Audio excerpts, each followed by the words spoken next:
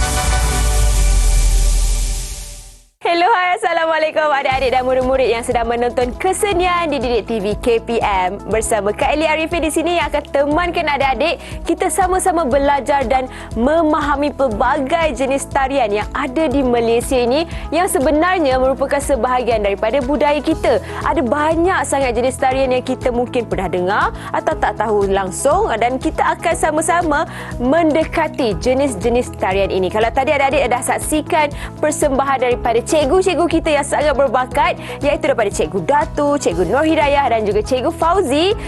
Kejap lagi kita akan lebih kenal lagi jenis tarian ini, tapi sebelum itu kita saksikan profil guru dahulu.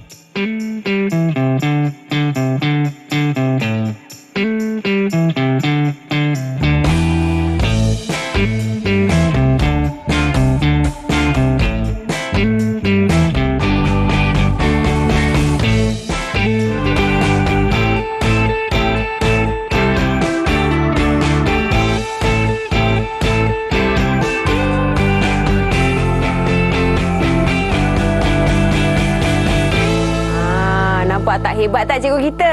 Kak Elly dah bagi tahu dah. Jadi sekarang ini kita nak menjemput cikgu kita untuk ke dalam studio untuk sama-sama berkongsi info berkenaan dengan tarian Ceracap Inai. Jadi Kak Elly nak menjemput Cikgu Fauzi. Silakan cikgu. Apa khabar? Baik Elly. Okey cikgu. Kalau tadi kita saksikan tarian Ceracap Inai, betul kan? Tarian Ceracap Inai tu, mungkin cikgu boleh berkongsi sedikit berkenaan dengan asal-usul tarian Ceracap Inai ni. Okey, terima kasih Elly. Assalamualaikum warahmatullahi wabarakatuh. Selamat sejahtera murid-murid. Okay, saya Cikgu Muhammad Fauzi bin Ahmad Silo daripada Sekolah Seni Malaysia Johor. Terima kasih Elly. Jadi saya berkongsi sedikit berkaitan dengan tarian yang akan murid-murid pelajari pada episod kali ini. Okey, di mana nama tarian ini adalah tarian Ceracap Inai, yang berasal daripada negeri Johor di daerah Muar dan beberapa kawasan iaitu di Kundang Ulu, Lenga, dan ini adalah kawasan-kawasan di daerah Muar yang pernah ditarikan tarian Ceracap Inai ini. dan kebiasaannya cuma di waktu sekarang ini kita jarang lihat sedikitlah tarian-tarian ini dipersembahkan. Baik, cikgu, kalau kita tengok setiap pergerakan tu ada maksud-maksud tersendiri ke cikgu? Ada macam begini, begitu dan sebagainya? Okey, kebiasaannya kalau kita lihat, masyarakat Melayu ni dia kaya dengan simbolik-simbolik alam. Okey, Ceracap Inai itu sendiri adalah diambil daripada biasanya kalau majlis keramayan kita ada malam berinai, kita ada pokok inai kan. Jadi salah satunya mereka menggunakan simbolik-simbolik inilah, dan pergerakan contohnya kalau kita lihat tadi dalam bongkah Ceracap Inai itu ada lilin. Jadi kita perlu, maksudnya penari-penari yang ingin menarikan tarian Ceracap Inai ini dia perlu mengawal pergerakan bongkah Ceracap Inai itu dengan berhati-hatilah, seperti dia tutup, buka, tutup dan buka. Sebenarnya tidak susah pun untuk kita menarikan tarian Ceracap Inai ni, Ellie. Okey. Dan saya ada nampak ada satu pergerakan yang bila duduk tu macam tu begitu. Maksudnya simbolik kepada apa tadi, cikgu? Itu adalah permulaan bagi tarian. Okey, nanti sewaktu bahagian pembelajaran gerak tari kita akan belajar lebih lanjutlah, Elia. Tapi mungkin saya boleh kongsikan sedikit dengan murid-murid sekalian, di mana kebanyakan dalam tari-tari Melayu ini kita ada pergerakan sembah. Kerana tarian Ceracap Inai ini keistimewanya dipersembahkan di majlis-majlis keramayan seperti perkahwinan. Jadi kita ada pergerakan sembah untuk pengantin lah, ataupun kita sebut sebagai Raja Sehari. Okey, kita akan tanya lanjut lagi dengan Cikgu Fauzi berkenaan dengan tarian Ceracap Inai, dan juga kita nak mengenali busana dan setiap perincian yang ada berkaitan dengan tarian Ceracap Inai. Tapi kita berehat seketika, cikgu. Kita kembali selepas ini dalam Kesenian Dididik TV KPM.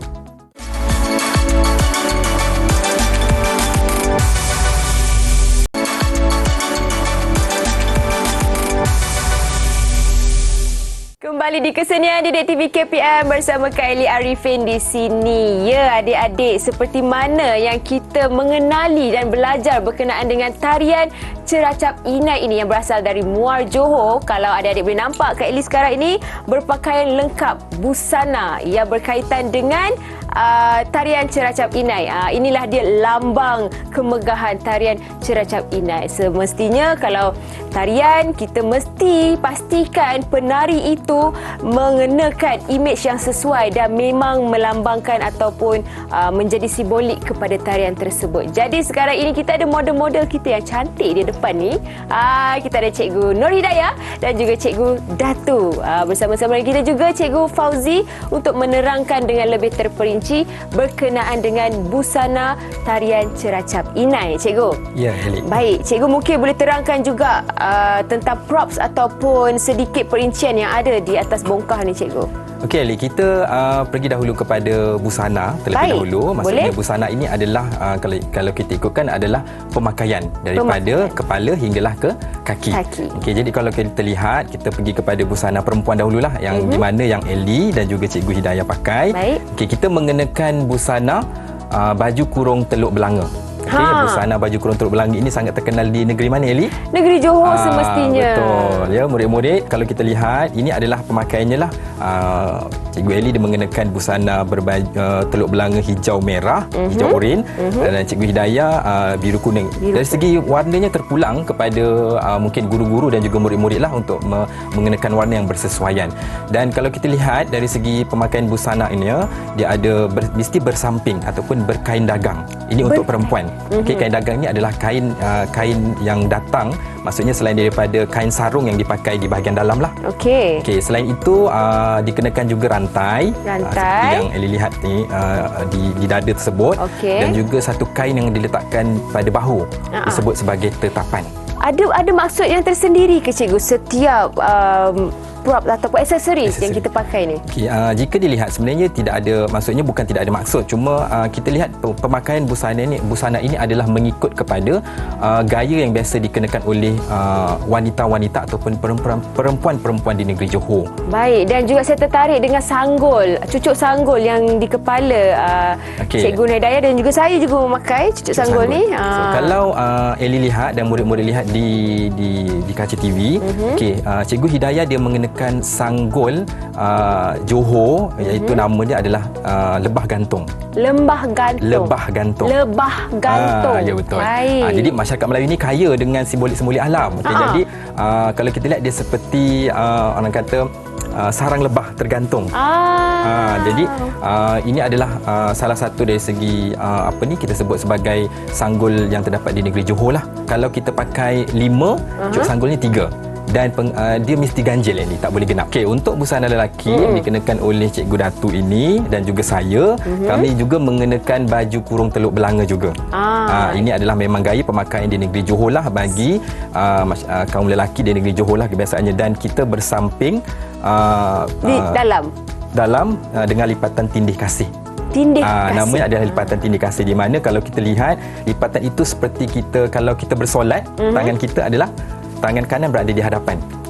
Itu adalah teknik dia. Disebabkan macam saya katakan tadi, dia adalah untuk persembahan pentas, so kita kenakan rantai.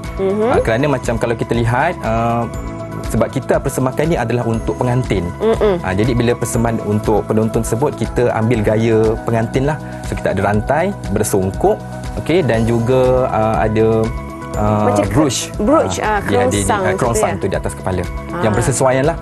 Baik, okey, kalau kita lihat dekat tangan Cikgu Datuk ada, ni panggil apa tu Cikgu namanya? Ini yang saya katakan tadi adalah alatan tarian dalam tarian Ceracap Inai yang disebut sebagai Ceracap Inai. Ceracap Inai. Okey. Dipercayai pada zaman dahulu dia menggunakan kayu inai.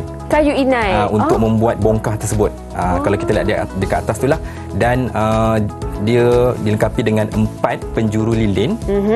Kalau dalam tarian kita nyalakanlah lilin tersebut. Baik. Dan di tengah-tengahnya adalah bunga emas. Bunga emas. Ya, betul.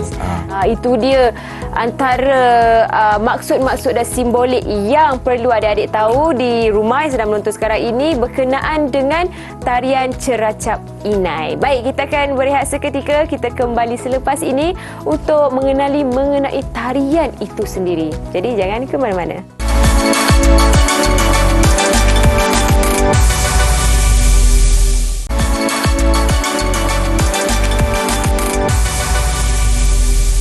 Kembali di kesenian Didik TV KPM, adik-adik dan murid-murid yang sekarang ini sedang menonton Kak Elly Arifin di sini. Ya, Kak Elly sekarang ni tengah bersusah payah nak ingat balik apakah langkah yang pertama sepatutnya Kak Elly lakukan untuk melengkapkan tarian Ceracap Inai ni. Jadi disebabkan cikgu-cikgu kita tak ada, jadi Kak Elly nak jemput cikgu-cikgu kita untuk masuk ke dalam studio untuk sama-sama belajar dan mengajar adik-adik sedang menonton sekarang ini berkenaan dengan tarian Ceracap Inai. Kita nak jemput Cikgu Fauzi, Cikgu Nur Hidayah dan juga Cikgu Datu. Hai Elly. Hai Cikgu. Tarian pertama ataupun langkah pertama yang Cikgu nak terangkan kepada adik-adik di rumah. Jika diikutkan dalam tarian Ceracap Inai ini, kita ada beberapa ragam. Kita ada lebih kurang 16 gerak. Baik. Tapi untuk pembelajaran kita pada hari ini, cikgu dah mudahkan. Kita telah gabungkan beberapa gerak supaya murid-murid dapat mengikuti dengan lebih mudah. Jadi kita mulakan dahulu dengan ragam sembah. So ini adalah kedudukan bersimpuh atas 2 tumit. Nama dia lah. Baik. Jadi untuk yang pertama adalah sembah.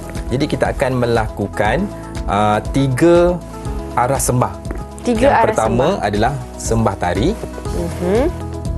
sembah Raja Sehari dan sembah gayung. Kita teruskan dengan sembah silang. Kita silangkan tangan kanan ke kiri. 1, 2, 3, 4.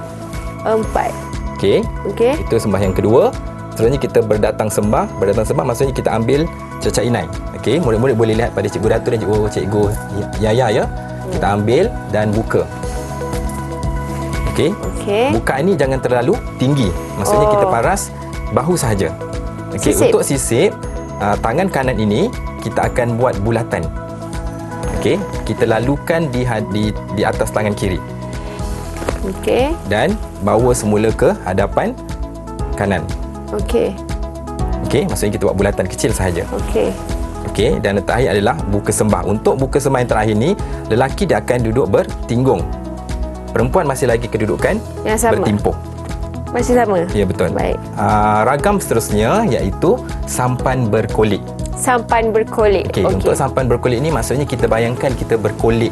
Maksudnya pergerakan sampan yang di atas air. Okey. Itu dinamakan sampan berkolik. Okey, jadi untuk sampan berkolik ini tadi kita dah memegang cercap inai, betul?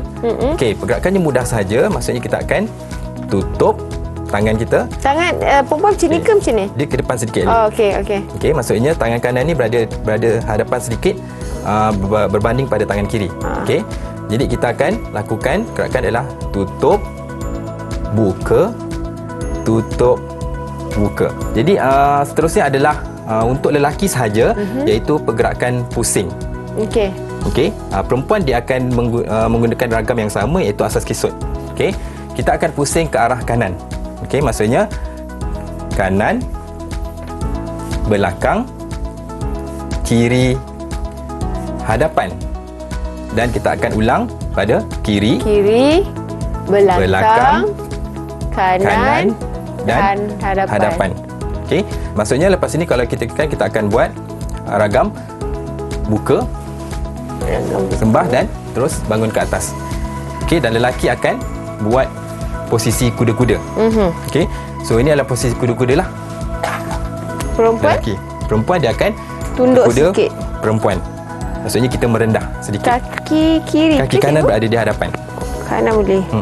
Biasanya kita kanan di hadapan lah. Tangan macam tadi. Tangan seperti sampan berkolik. Okey. Dan untuk lelaki boleh lihat saya dan juga Cikgu Datuk. Okey, ragamnya sama saja, Ali. Maksudnya kita akan tutup. Macam ni. Tutup, buka, tutup, buka. Lepas tu kaki kiri boleh ke hadapan. Tutup, buka, tutup, buka. Nama ragam ini adalah sampan berkolik tinggi. Okey, kita dah nak habis dah sebenarnya. Okey. Sebab ragam dalam tarian cercap inai ini dia sama sahaja, cuma perbezaannya adalah dari segi aras. Baik. Sebenarnya. Seterusnya adalah ragam bertentang. Okey, serang bertentang. Okey, yang ni saya mungkin boleh minta Cikgu Datuk dengan Cikgu Yaya ke hadapan untuk tunjukkan bagaimana ragam serang balas bertentang. So ini adalah ragam serang balas bertentang di mana dia menggunakan asas berkulit. Baik. Okay? Cuma perbezaannya dia akan dilakukan lelaki dan perempuan. Okey, boleh kita mulakan 5, 6, 7, 8, 1, 2, 3, 4, 5, 6, 7, 8, 1, 2, 3, 4, 5, 6, 7, 8. Itu sahaja. Dari segi set dia tu terpulang kepada kebijaksanaan guru-guru ataupun murid nak buat berapa set. Okey, kita minta Cikgu Hidayah dan Cikgu Datu ke belakang sebentar. Terima kasih cikgu-cikgu. Okey, jadi kita dah belajar pelbagai jenis ragam. Itu dipanggilkan ragam lah ya cikgu. Ya, betul. Dia mungkin secara keseluruhannya cikgu boleh simpulkan berkenaan dengan tarian cercap inai. Tujuan utama kami memperkenalkan semula tarian ini kepada murid-murid adalah untuk memastikan tarian ini dapat dilestarikan. Okey, maksudnya dapat ditarikan semula. Okey, terpulang kepada kreativiti dan juga kebijaksanaan guru-guru dan juga murid-murid untuk melaksanakan tarian tersebut. Okey, tapi pastikan bila kita menarikan tarian-tarian tradisi ini, pastikan yang pertamanya kita lihat dari segi keasliannya. Okey, kita lihat dari segi kesopanannya. Kita lihat juga dari segi bagaimana ragam-ragam tersebut dilakukan dengan sopan santun mengikut kepada adat budaya masyarakat Melayu. Baik, terima kasih banyak-banyak Cikgu Fauzi, Cikgu Datu dan juga Cikgu Hidayah. Jadi kita nak tutup tirai kita hari ini dengan persembahan keseluruhan tarian cercap inai.